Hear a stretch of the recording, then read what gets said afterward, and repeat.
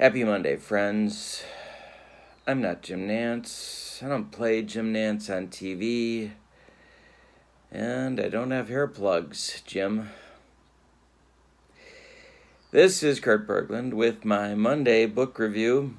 Every Monday I come to you with at least one baseball book review of a book that might be new. It might be out of print. It might be one you know. It might be one you don't know. It might be fiction. It might be nonfiction. Today I have a couple of nonfiction books that are off the beaten path. And I'm giving you two because of that. Because they're off the beaten path, and you may not know much about them.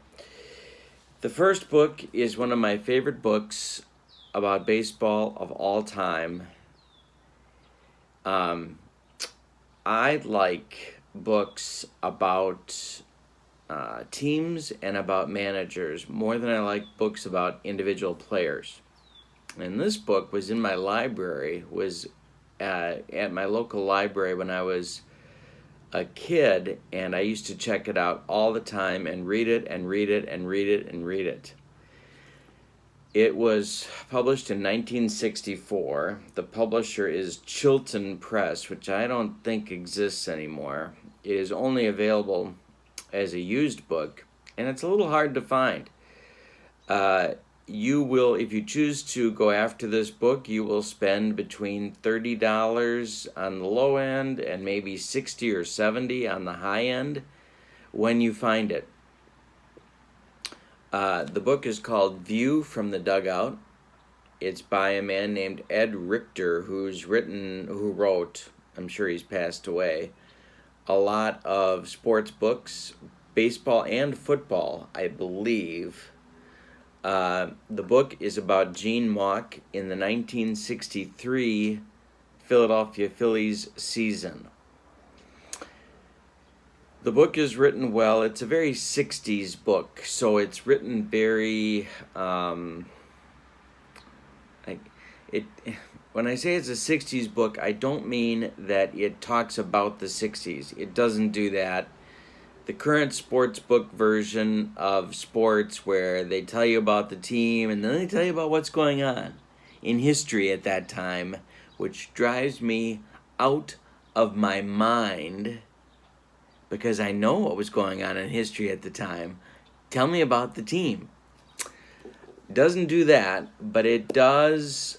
It's got a very authoritative, a very omniscient approach to writing, and that's how sports books were written in the 60s, and that's definitely what this book has.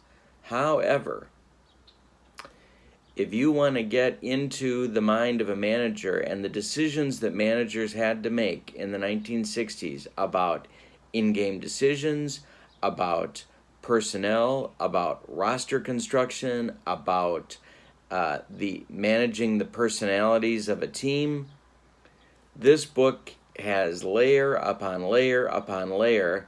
I'm a Gene Mauch fan. I know that there's a lot of people that are not. And I know that sometimes Gene Mauch was his own worst enemy, but who among us can't say that? But a very interesting book. I've been interested in baseball managers ever since I read this book, and it's just a wonderful book to have a copy of. About 150 or so pages. 130 pages, and then there are several pages of statistics. This is my pen, so what is it? It's probably 6 by 9 or 10, something like that. Give you an idea of the font inside the book is like that. It's just a really interesting book. All right. 63 Phillies, that's the subject, and Gene Mauch. More than anything, it's about Gene Mauch and his thinking.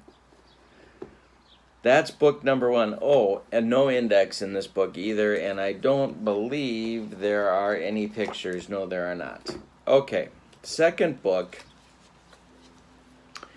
One of the other things I like to read about are teams either slightly before or slightly after they achieved greatness. And I was looking and looking and looking for a book about this team, and I found one, and I like it. The book is called The Bergland Dodgers and Their Rivals. But notice the years. 1950 to 1952. These are Charlie Dressen's Bergland Dodgers. It's about 160 or 70 pages. There is no index. There is a bibliography that's quite good. It was published in 1999. The publisher, I should have remembered this, but I'm blanking on it right now.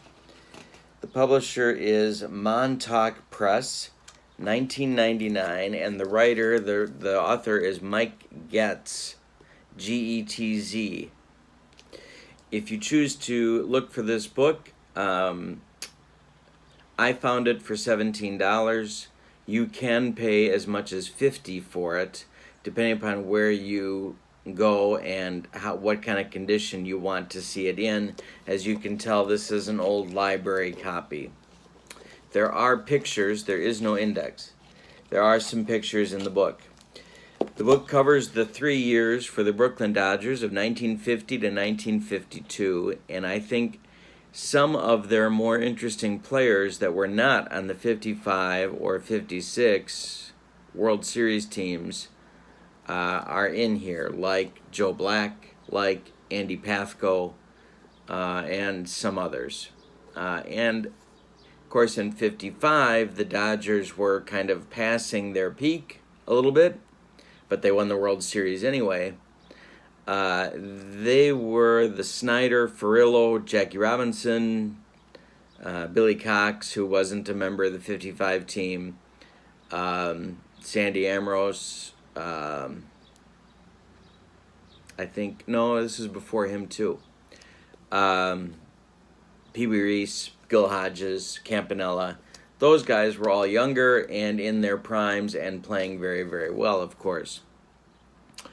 The book is interesting because it covers those 3 years, but it also covers the other good teams that the Dodgers were playing and, for the most part, beating during those seasons. Of course, they lost out to the Phillies in 50 and to the Giants in 51, but in 52, they won the National League pennant.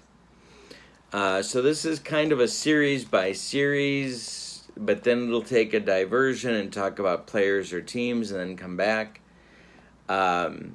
Account for those 3 seasons. It's good. It's not particularly long, but it's good in covering those 3 seasons and those teams and players that you may not know a lot about. What I like is that the Phillies and the Giants especially, and the Braves too a little bit, get some time and some coverage in terms of how they match up with the Dodgers during those years. It's just really interesting, I think. It could be longer, for sure. There's more to say. But if you're looking for something that is readable and digestible and really kind of the only book about this topic that's out there, the Dodgers before they got to be great in 53,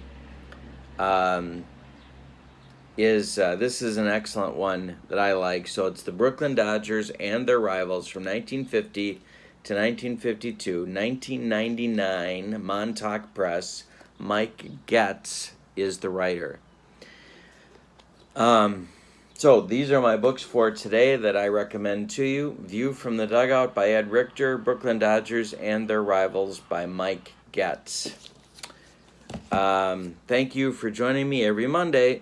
We've got more book reviews, so please subscribe to my channel and come on back and I'll have more stuff. And as a sneak preview, I want to show you what I'm reading. I am reading A Legend in the Making, the New York Yankees in 1939, and I'm about halfway through this one. There will be a book review for this coming, maybe next week, might be the week after, but it's coming soon. Thank you so much. Have a wonderful day. So long, everybody.